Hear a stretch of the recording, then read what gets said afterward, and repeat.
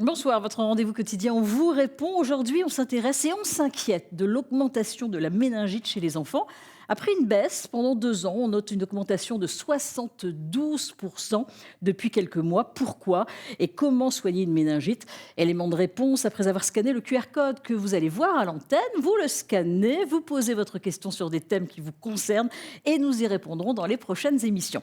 Mon invité est là, Aymeric Lambrèche, bonsoir. Bonsoir. Merci d'avoir accepté notre invitation. Vous Merci êtes à vous. pédiatre. Alors, je le disais dans ma présentation, après une baisse de cas de méningite pendant 2 ans à peu près, malheureusement, depuis quelques mois, les méningites sont en augmentation de 72%. C'est énorme. Pourquoi une telle augmentation? On va déjà relativiser, je pense, un peu les chiffres. En effet, on a une très belle baisse au moment de la période Covid avec le confinement. Donc là, on reprend des chiffres comme avant l'ère Covid. C'est vrai qu'on a une augmentation un peu plus importante, probablement aussi parce que l'effet confinement a baissé nos capacités de défense immunitaire, qui fait qu'on est un peu plus fragile, et notamment les enfants sont un peu plus fragiles. Et puis, voilà, la reprise des relations sociales, des fêtes, des grands événements familiaux favorise évidemment, bien sûr, la recrudescence. Alors, il y a une question d'une téléspectatrice, Rosa, qui habite Épernay, dans la Marne, et qui demande quels sont les premiers symptômes d'une méningite chez un enfant. Merci Rosa pour votre question.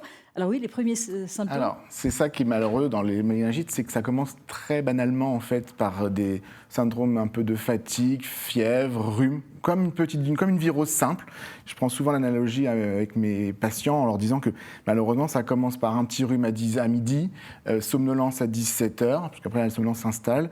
Les personnes souvent tombent dans le coma à 20 heures et décèdent à minuit. Ça va très vite. Ah oui, là vous êtes... C'est Ah des oui, tableaux qui d'accord. sont très fulgurants malheureusement. Donc ça commence très simplement. Alors, voilà, heureusement, c'est assez rare, mais quand ça arrive, malheureusement, ça se passe comme ça. Et il y a des tableaux après avec des convulsions qui peuvent survenir. Et puis, des fois, des passages de la bactérie dans le sang, qu'on appelle des méningococcémies, qui vont donner des troubles de coagulation avec des tableaux de taches rouges sur le corps. Et ça peut aussi accélérer le tableau. Donc on a compris que c'était grave. Expliquez quand même aux téléspectateurs. L'enfant a de la fièvre, faut regarder la nuque Alors aussi. voilà, en effet, c'est Là, ça. Il va y avoir tout les de gènes à la suite- lumière. Souvent, les signes qui vont arriver assez rapidement entre cette phase-là de somnolence, c'est souvent des raideurs de nuque, des gènes à la lumière, au bruit, des nausées, des vomissements, des confusions, des choses qui vont s'installer.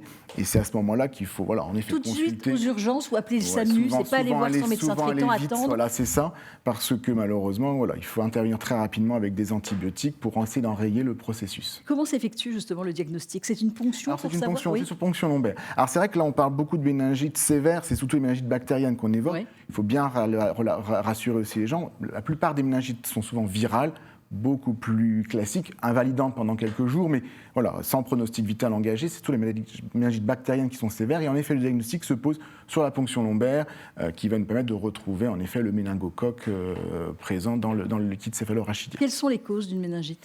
Eh ben, en fait, c'est une bactérie qui est souvent présente en salive ou en gorge chez 10-15% des gens sans qu'ils soient malades, transmission par gouttelette de salive, et souvent une fragilité de la barrière méningée qui sépare le sang des méninges, qui, pour des raisons qu'on ne maîtrise pas toujours, est plus fragile et laisse passer la bactérie. Alors quels sont les traitements justement pour soigner une méningite chez Donc l'enfant? les traitements, en effet, c'est une prise en charge la plupart du temps souvent en milieu de réanimation, et avec des antibiotiques. Des céphalosporines de 3e génération sont le traitement de référence des méningites à méningocoque, de façon à casser le processus de réplication de la bactérie. Et puis voilà, et après, c'est tous les soins de confort et d'accompagnement, fièvre. Alors méningite, là on parle des enfants, enfants Alors- aussi, mais les bébés aussi, et là c'est Alors plus oui, compliqué de alors savoir. c'est pour ça qu'en effet, Ouais. quand on dit méningite, c'est vrai, voilà, méningocoque, c'est surtout cela qu'on parle.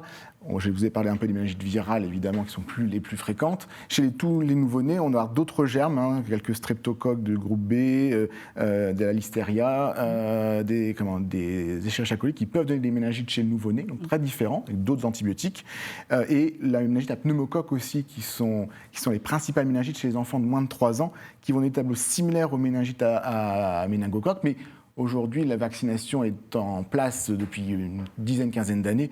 et on a beaucoup moins de Donc voilà, méningite à donc il y a les pneumocoque. vaccins qui sont Voilà. importants, évidemment, pour éviter les méningites. Tout à fait. Donc voilà, outre le vaccin contre le méningite à pneumocoque qui est classique depuis une quinzaine d'années, est arrivé depuis dans l'obligation vaccinale en 2018 le vaccin contre les méningites à méningocoque C. Parce que bien sûr, dans les méningites à méningocoque, il y a plusieurs sérogroupes. Il y en a 5 essentiellement, A, B, C, Y et W. Et en France, on avait essentiellement du B et du C. Et le vaccin anti-méningocoque C est arrivé il y a une dizaine d'années, dans l'obligation vaccinale depuis 2018. Et là, on a un effondrement des cas de méningite à méningocoque C grâce à ça. Et alors, avant 2018, ceux qui n'ont pas été vaccinés, justement, soit pour les enfants, que ce soit pour les adultes aussi. En effet, là, pour les méningites à méningocoque C, il y a eu un programme de rattrapage jusqu'à 24 ans pour tous les individus qui n'avaient pas été vaccinés. Est arrivé en cours de route aussi le vaccin contre les méningites à méningocoque B, qui n'a pas encore d'obligation vaccinale, mais qui a un remboursement depuis 2021 pour les moins de 2 ans. Donc là, j'invite évidemment tous les enfants de moins de 2 ans à se faire vacciner contre les méningites à méningocoque B. Probablement une évolution du schéma vaccinal pour les plus grands pour le méningo B. Et puis, les populations étant amenées à de plus en plus voyager un peu partout, les autres sérogroupes Y et W qu'on n'avait pas trop en France commencent à redevenir plus importants en France. Et là, un projet potentiellement de vaccination par un vaccin tétravalent va être proposé chez les adolescents et peut-être même à partir de 1 an. Après une méningite, il peut y avoir des séquelles?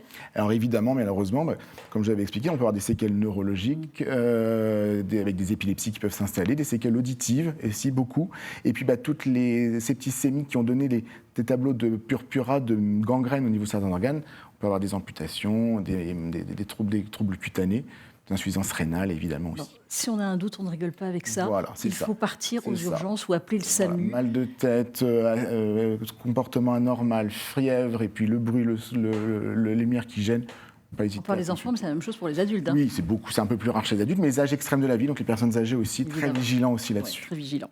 Merci Aymeric Lambrecht Mais d'avoir de accepté rien. notre invitation. Je rappelle Merci que à vous êtes pédiatre. Si vous aussi vous voulez qu'un expert réponde à vos questions, vous scannez le QR code que vous voyez à l'antenne et vous posez vos questions. Excellente soirée. 6-19 va continuer avec l'actualité.